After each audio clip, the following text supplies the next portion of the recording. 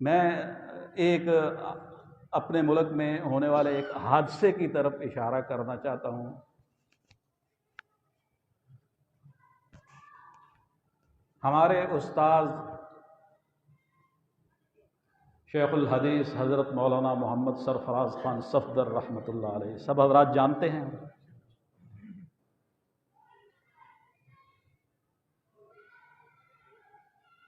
आपके सामने ही उनकी सारी ज़िंदगी यहाँ गुजरी।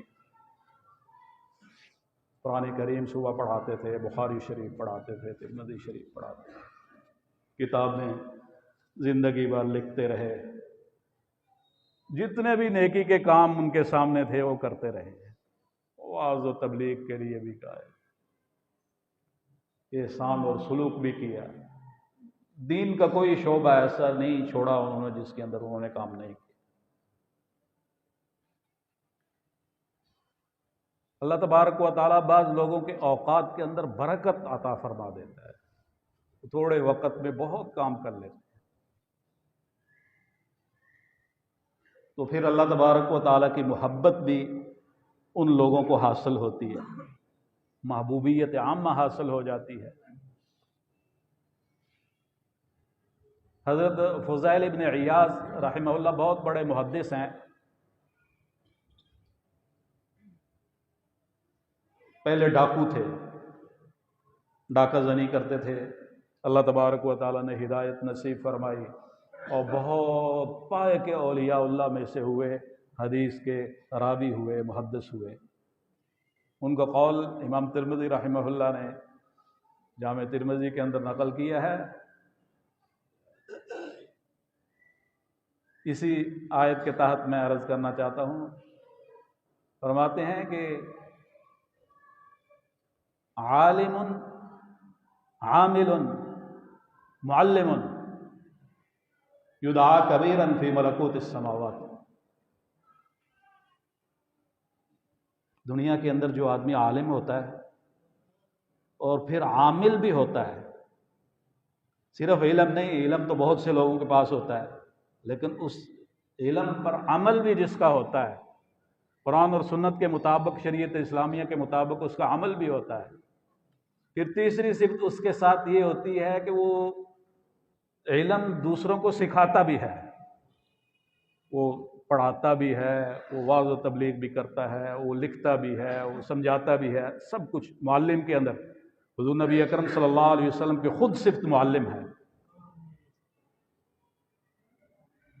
आलिम, आमिल, मुअल्लिम।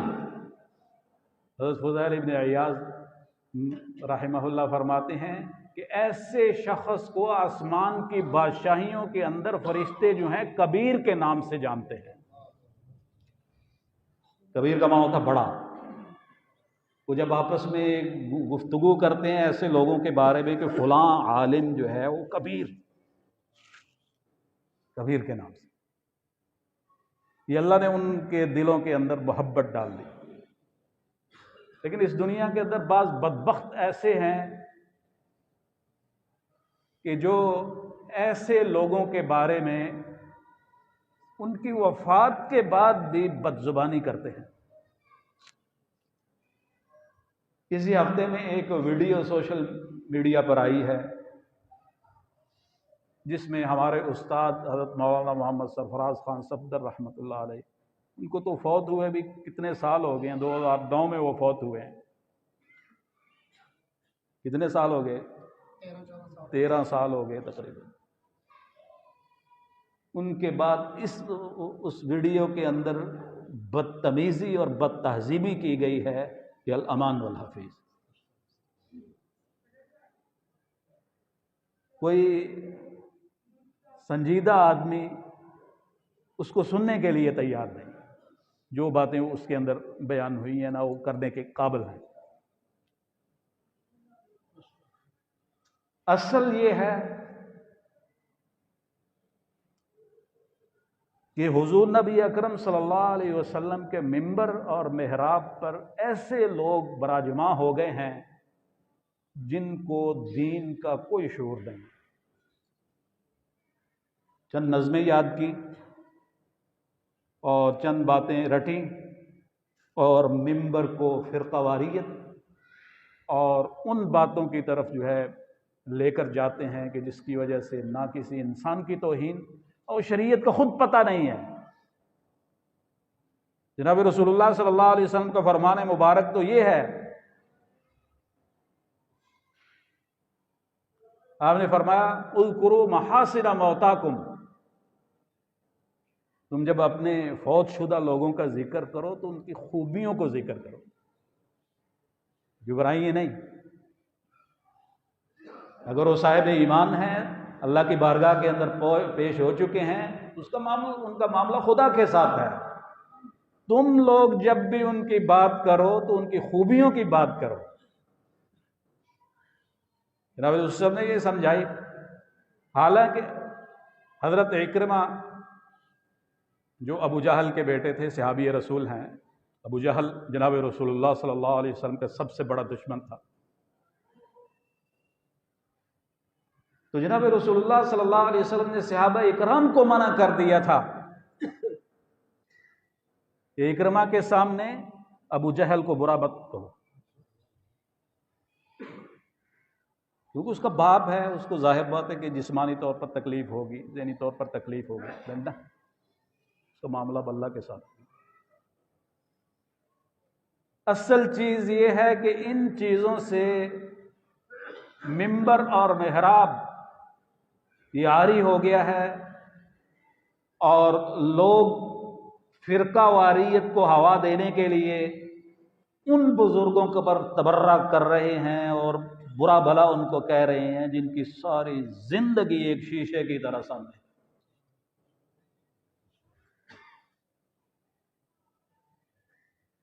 मैं आप हजरात सब ही वाकफ़ हैं। हजरत सुबह आते थे यहाँ और फिर सबक पढ़ा कर वापस जाते, कितनी मेहनत मुशक्क़त थी, वो कक्खड़ से आते और फिर वापस जाते।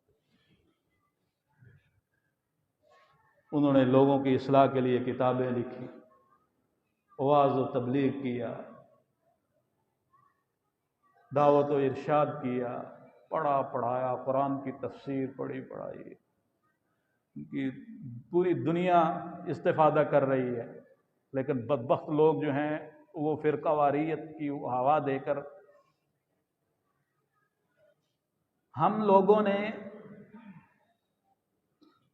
फ़िरका वारियत को इस मुल्क से ख़त्म करने के लिए बड़ी कुर्बानी दी है। ये बात याद रखें। फ़िरका वारियत को तो अभी 1 मिनट में मैं बयान करूं तो इधर जो है गड़बड़ हो जाती है पूरे गुजरावाला में। हमेशा हमने ज़ाती नुकसान उठाया ताकि मुल्क के अंदर फ़िरका वारियत ना हो। हमारा मुल्क इस हाल में नहीं है कि इसको जो है मज़ीद आजमाइशों के अंदर डाला जाए। इसकी इस्लाह की कोशिश हम करते रहते हैं और अपना नुकसान उठाकर, अपनी बदनामी उठाकर, गाली गलौज सुनकर सारी चीज़ें बर्दाश्त करते हैं। लेकिन ये है कि हमारे बुज़ुर्गों को जो फौत हो चुके हैं वो कब्रों के अंदर खुदा के पास मौजूद हैं, उनकी रूहों को इस तरह तड़पाना और उनको गाली गलौज करना और उनके खिदमत पर पानी फेरना, ये बहुत बड़े, एक तो खुदा की फटकार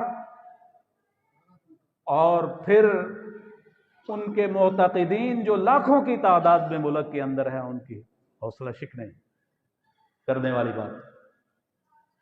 इस वजह से हम हुकूमत वक़्त से ये कहना चाहते हैं और खुसूसन गुजरांवाला की इंतज़ामिया से ये कहना चाहते हैं कि ऐसे लोग जो इस किस्म की फ़िरका वारियत को हवा दे रहे हैं, आपके क्राइम ब्रांच किधर गया है? क्राइम ब्रांच क्यों हरकत में नहीं आता? वो ऐसे मुजरमों को गिरफ्तार क्यों नहीं करता? तो दूसरे मसलक के लोगों के मुसलमान बुजुर्ग जो है उनके खिलाफ जो है वो बदतहजीबी और बद अखलाकी और इल्ज़ाम तराशी और इस किस्म की बातें सरेआम मिंबर रसूल पर बैठकर जो है वो सोशल मीडिया पर उसको चलाते हैं। ऐसे में फिर फिरकावारियत होती है। कोई मोतक़िद उठकर, हम तो किसी को ये नहीं कहते कि इस तरह का काम करे, कोई अपने तौर पर इस तरह कर दे तो फिर कत्ल व क़िताल शुरू होता है, अफरा तफरी होती है। इस वजह से हम डिप्टी कमिश्नर गुजरांवाला से मुकदमा दर्ज कर दिया गया है गखड़ में, और डिप्टी कमिश्नर गुजरांवाला से और इंतजामिया गुजरांवाला से जिसका इसके साथ ताल्लुक है कि ऐसे मुजरमों को फौरन पकड़कर सजा दी जाए ताकि मुल्क के अंदर फिरकावारियत और मुल्क के अंदर इस किस्म के घनौने हरकत जो हैं वो ख़त्म हों। क्यों भाई, आप इस बात की तायद करते हैं।